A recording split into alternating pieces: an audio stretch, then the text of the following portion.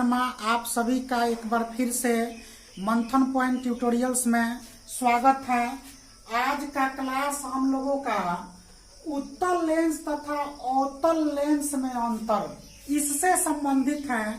हम लोग इस क्लास में उत्तल लेंस और अवतल लेंस में क्या अंतर है इसकी चर्चा करेंगे। तो हम लोग एक एक करके दोनों में अंतर देखते हैं। पहला जो अंतर है हम लोग देखते हैं, यह बीच में मोटा, उत्तल लेंस में यह बीच में मोटा तथा किनारों पर क्या होता है, पतला होता है। हम लोग फिगर जब डिजाइन किए थे उत्तल लेंस का तो उसमें हम लोग देखे थे कि उत्तल लेंस बीच में मोटा और किनारों पर कैसा होता है, पतला। और अवतल लेंस में यह बीच में पतला तथा किनारों पर मोटा होता है।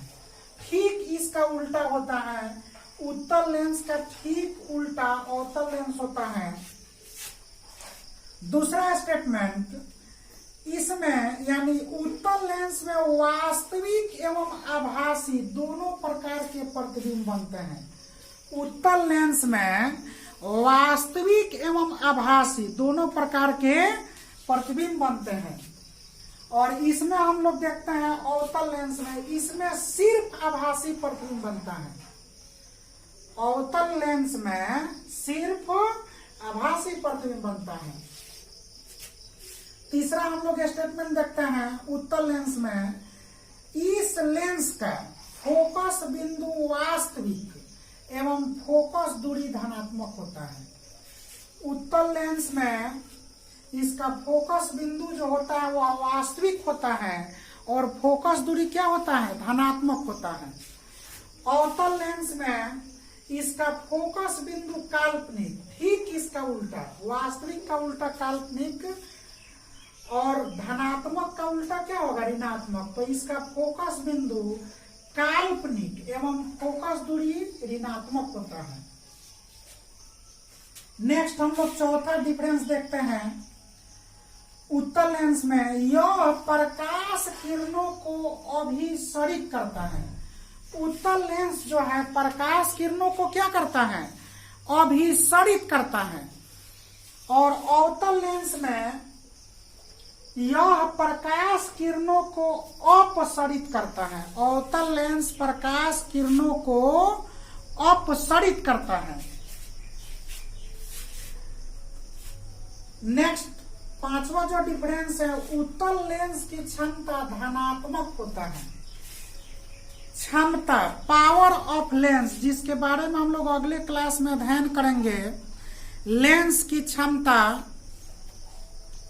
फोकस दूरी के व्युत्क्रम के बराबर होता है और लेंस की क्षमता को हम लोग डायोप्टर में मापते हैं। इसका हम लोग अलग से क्लास करेंगे, विस्तार से चर्चा करेंगे।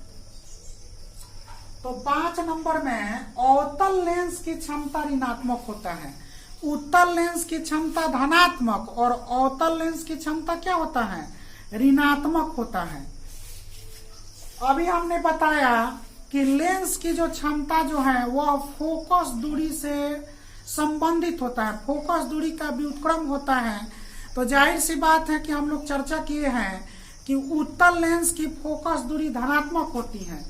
तो जब फोकस दूरी जब धनात्मक जब होगा तो जाहिर सी बात है कि लेंस की क्षमता भी धनात्मक होंगी। उसी प्रकार से अवतल लेंस की फोकस दूरी ऋणात्मक होता है तो उसका लेंस की क्षमता भी वह भी क्या होगा, ऋणात्मक होगा। तो वही हम लोग लिखे हैं 6 नंबर जो स्टेटमेंट है, उत्तल लेंस में आवर्धन का मान धनात्मक या ऋणात्मक होता है। दोनों हो सकता है, धनात्मक भी हो सकता है या ऋणात्मक भी हो सकता है। क्यों हो सकता है, क्योंकि हम लोग ऊपर चर्चा किए हैं कि उत्तल लेंस में वास्तविक एवं आभासी दोनों प्रकार का प्रतिबिंब बन सकता है। और हम सभी लोग जानते हैं कि वास्तविक प्रतिबिंब के लिए आवर्धन का मान ऋणात्मक होता है और आभासी प्रतिबिंब के लिए आवर्धन का मान क्या होता है, धनात्मक होता है। हम लोग दर्पण चैप्टर में भी हम लोग ये पढ़े थे, अध्ययन किए थे तो इसीलिए उत्तल लेंस में आवर्धन का मान धनात्मक या ऋणात्मक दोनों हो सकता है, और अवतल लेंस में आवर्धन का मान क्या होता है, हमेशा धनात्मक होता है, क्योंकि अवतल लेंस में तो हमेशा आभासी प्रतिबिंब बनता है, हम लोग ऊपर चर्चा किए हैं। नेक्स्ट 7 नंबर जो स्टेटमेंट है, हम लोग अगले क्लास में चर्चा करेंगे कि हमारे नेत्र में तरह तरह का दोष उत्पन्न हो जाता है। किसी को नजदीक की वस्तु नहीं दिखती है तो किसी को दूर की वस्तु नहीं दिखती है। अगर किसी व्यक्ति को नजदीक की वस्तु अस्पष्ट दिखती है और दूर की वस्तु स्पष्ट नहीं दिखती है तो उसको हम लोग निकट दृष्टि दोष कहते हैं। और यदि दूर की वस्तु स्पष्ट दिखती है और नजदीक की वस्तु स्पष्ट नहीं दिखती है तो उसको हम लोग दीर्घ दृष्टि दोष कहते हैं।